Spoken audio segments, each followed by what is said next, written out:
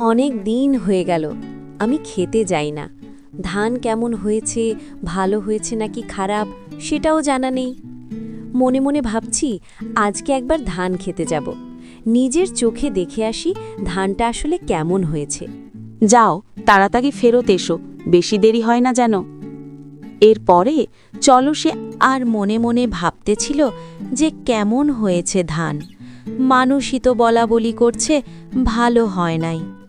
তারপরে সে সামনে এসে বলে, আরে রে, আমার তো ভালো হয় নাই, আমি কিভাবে চলবো সারা বছর, কি খেয়ে থাকব?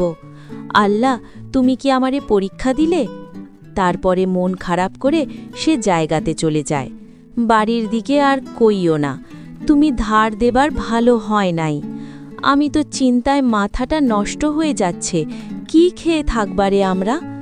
তারপর সে বলল যে তুমি চিন্তা করো না, আল্লাহ তাআলা কোনো না কোনো ব্যবস্থা করে রেখেছে।